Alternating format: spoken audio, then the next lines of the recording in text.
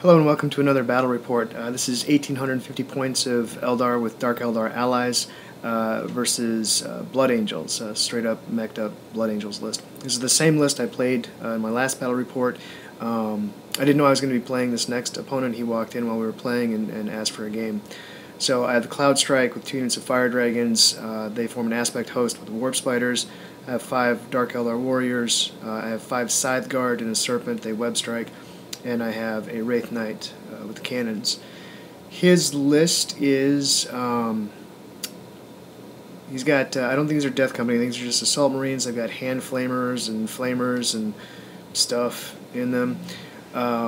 He's got a combat squatted 10-man unit coming down on a drop pod. He's got 5 scouts. And he's got some Death Company with, I believe it's a librarian, maybe it's a chaplain, I don't know. He's got Feel No Pain in there, though, and that's a Land Raider Prometheus behind him and a Sicaran on the right-hand side. Sicaran has the ability to intercept, I think, and it also has Ceramite, and he has a pair of Vindicators and 5 Terminators to round it off. Here's a look at the terrain set up on the board. It's player placed, we diced off, and then placed the elements. It's Dawn of War. Night fighting is not in effect, I think, for this one. There's 6 objectives, and we're playing the same mission I played earlier, which is escalating objectives. You get 1 on the first turn, and then so on and so forth through the end of the game. Here's a shot of deployment. My opponent only deployed his Land Raider Prometheus. He left the Librarian inside of it, which turns out to be a mistake, because the Librarian had actually rolled up Scryer's Gaze, which would have been useful for reserves manipulation, since he put so much in reserves. He infiltrated his scouts there. For my part, I only deployed my Wraith Knight in a ruin, and with my movement I knew I was going to be able to get at least a tiny piece of the Land Raider on turn 1. So an incredibly eventful turn 1, as is usually the case. I leave the toe in cover because, as far as I can tell, gargantuan creatures get to do that. And took 2 pot shots at the Land Raider, but he made his cover saves, and nothing happened then. He avoided all damage. So here we are at the bottom of turn 1. The scouts pushed into my deployment zone for an objective, and his Land Raider Prometheus pushed through the wall of the building to start to close the gap towards something. And he deep struck his Terminators danger close to my Wraith Knight, and I guess he figured, why not just put them an inch away and see what would happen on the next turn. So this is the top of turn 2, and my Autarch brings everything in brilliantly. And it turns out I shouldn't even have bothered to get the Fire Dragons out. I shoot both the heavy Wraith Cannons at the Land Raider, and I wreck it. His men disembark, and the Scythe Guard don't have a good angle on them, because I hoped they would blow up, actually. So they can only take out a couple, but the Falcons actually erase everybody else involved. And here, this happens to me more often than not.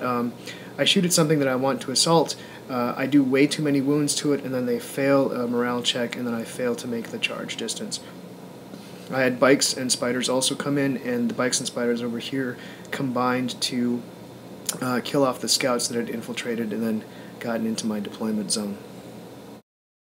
It's the bottom of turn 2, and unfortunately for my opponent, his assault squad and one of the Vindicators do not come in.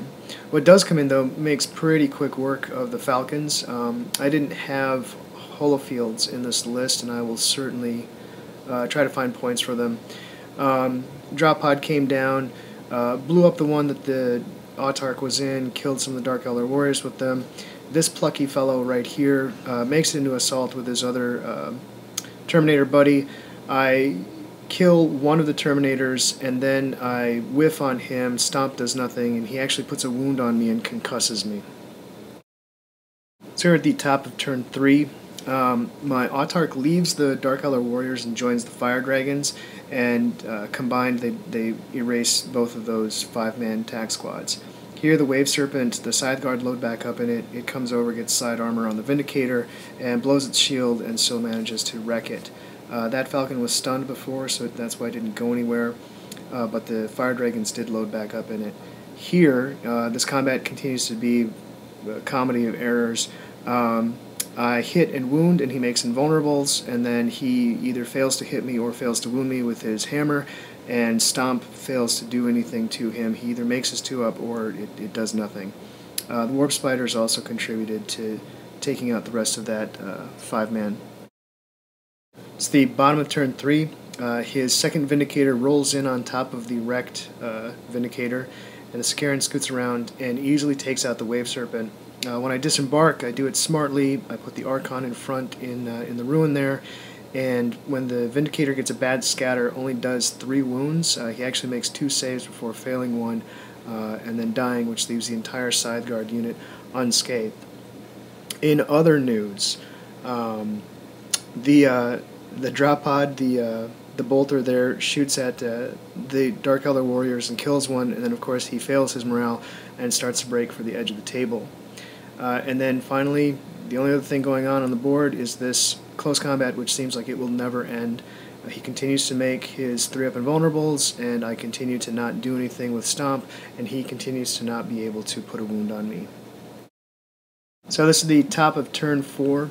The Side Guard come over the top of the wrecked Wave Serpent, but only manage to get 1 template onto the Vindicator and do a hull point from there. The Falcon finishes it off with the Pulse Laser and the Scatter Laser. The Autarch and the Fire Dragons are within 12 inches of the Sicaran, and there's no point in getting closer. And they manage to pen it and wreck it where it sits right there.